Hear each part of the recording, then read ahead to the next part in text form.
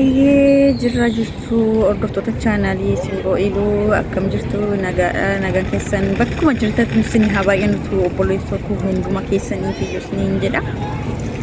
Annaguma kootii har'aa yaada sagalee ta'uuf sagalee koo qabadhee gara kana dhufeen jiran jedha. Sagalee ta'uun xiqqaa guddaa hin jedhu. Nama gargaaruun xiqqaa guddaa hin jedhu. Aadaa keenya wal gargaaruuni sagalee waliif ta'uunis immoo aadaadhuma keenyadha. Kanan dhufee fi ijoollee Saudi Arabiyaa keessatti baay'ee dararaan guddaan irra ga'aa jiru. Mirgi isaanii dhiibamaa jiru. Mirgi namummaa isaaniitti baay'eetti dhiibamee jira. Ani hin beeku akka itti yaadu kana jechuudha.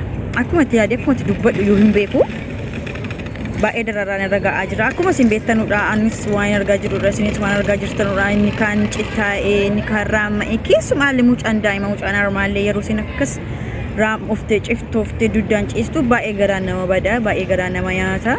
Ani hin beeku waanuma jedhee dubbadhu. Waaqayyoon gubbana taa'ee ilaalu inni humna qabu, inni ija qabu, inni mootummaa guddaa ofirraa qabu waaqa tokkicha duwwaadha.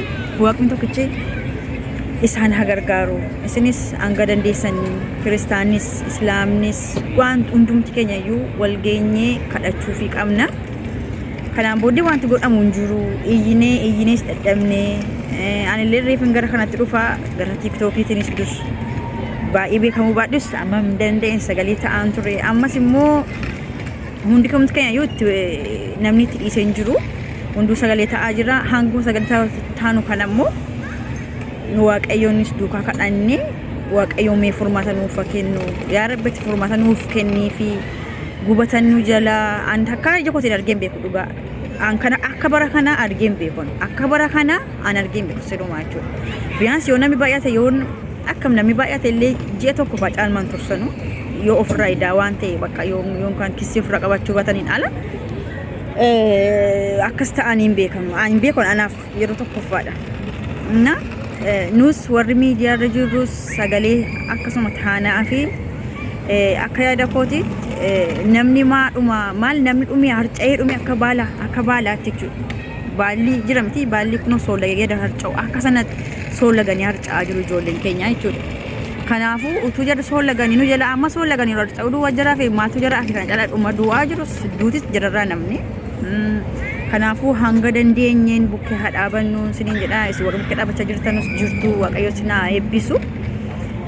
Isaaniifis immoo furmaata haa ta'u waaqayyoon waaqayyo waa hundaa qaba siniin jedha. Waaqayyo waa hangoo qaba. Kana warra mootummaas ta'anii hangoo qabnadhanii kana jarrachirra ta'anii akkas nu godhanu akkas ijoollee keenya godhanu nuufis nafu nuufis warra biyya biraa keessa jiru kana keessa hin nafu. Meekinaasni hunduu jaraayyuu walumarraa barachaa deemu, walumarraa ergifachaa deemu, walumarraa dabarsaa deemu jechuudha. Saudiin kana godhe dubbiin kun akkasitti jammaree beektu an mootummaa kana tokkoffaa komeen irra qaba. Dubbiin kun iddoo kamitti jammaree Yemen keessatti jammaree Yemen keessatti jammaree ijoollee 400 yeroo iddoo tokkotti dhumanu gubatanii iddoo tokkotti dhumanu boombiidhaan gubatanii iddoo tokkotti dhumanu jechuudha. Namni kana abbaa kanaan jenne namni abbaa sanaa jedheen jenne. Aifa please nama abbaa kanaa jedheen jiru keessa ba'anii ijoolleen 400 gubatanii nama 30 duwwaa gubatee jedhan. Kanas rabbi afaradu. Rabbiin farada hundayyuu taa'ee ilaala waan ta'eedhaaf firdii isaa itti habuuf. Amma Yemen irraa immoo Saudiin fudhattee Saudii yana mana akka tolna xeet akka kana tasaqaayaa jirti jechuudha. Egaa Saudiin Yemen warra Yemenitti uuman maal ta'an jetteetiyyuu warri Saudiis kun akkas jalqaban. Nuufis immoo warra Dubaay jiru warra eessa jiru hunda keenyaaf naftu kun akkasittiin maaliif mootummaa qabna inni si yaadu an qabna inni si yaadu. Miknaatu biyyi mootummaa qabdu nam tokko si jedhaani.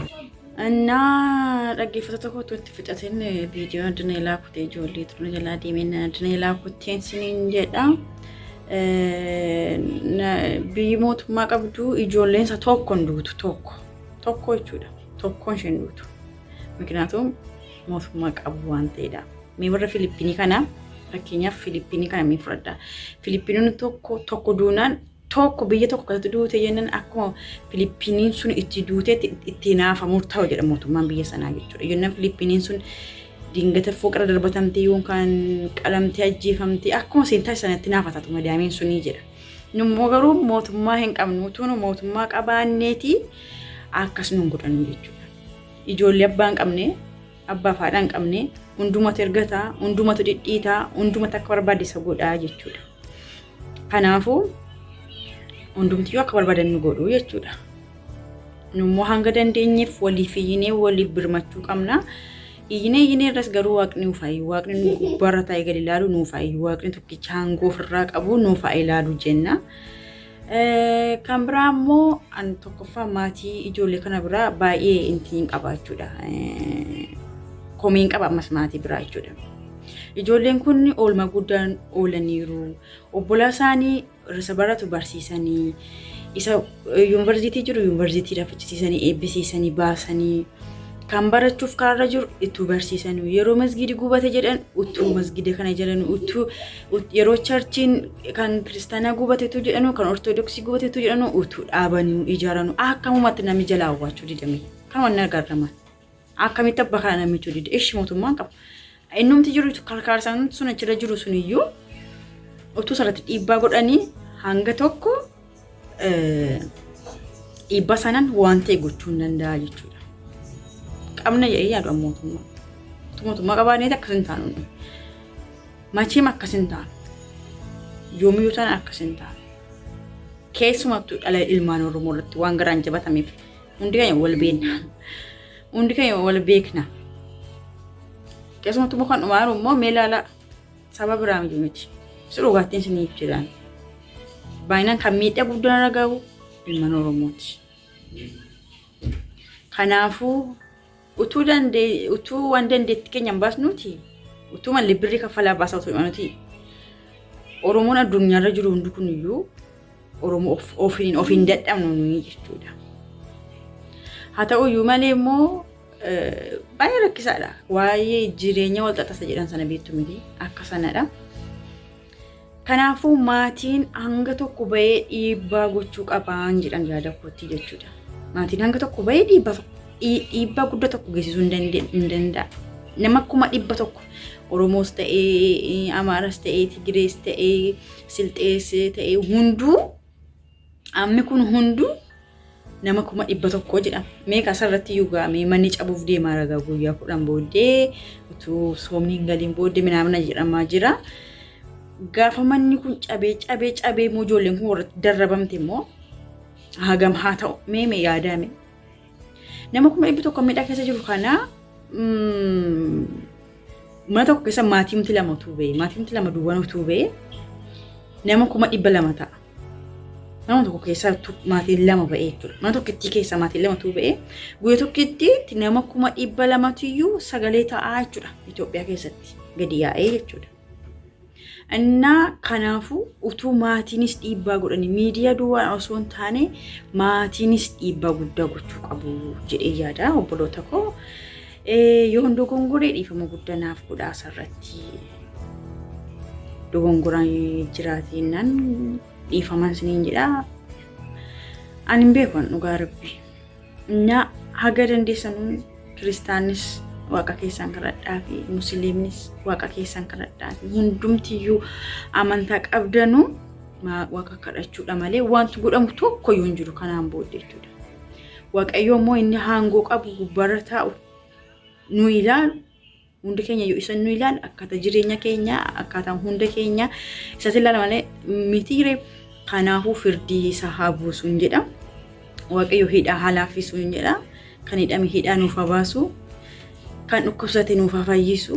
Namni mana hidhaatiif mana hudaan itti nafu jedha Oromoon yeroo mammaaku jechuudha. Mana hidhaatti nafan jarri kunis.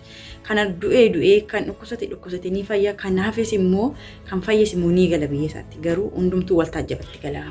Siniin jedhaan obboloota koo yoo nan balleesse dhiifama guddanaaf godha. Amma beekumsa koo tokko hin dubbadhe.